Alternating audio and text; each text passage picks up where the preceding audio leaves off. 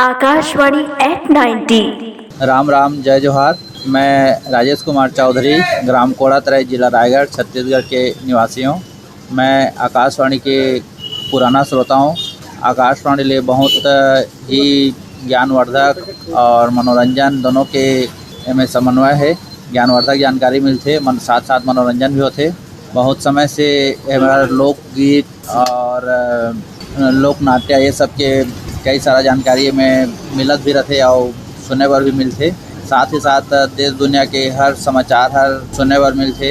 एमें अभी प्रधानमंत्री जी के आकाशवाणी के मन के बात के माध्यम से समसामयिक जतकी भी ओकर योजना मन के और देश ला संबोधन करते और सब चीज़ हर भी जानकारी मिलते। अभी हर आकाशवाणी हर 90 साल पूरा हो गई से तेकर उपलक्ष्य में सब जिला बहुत बहुत बधाई।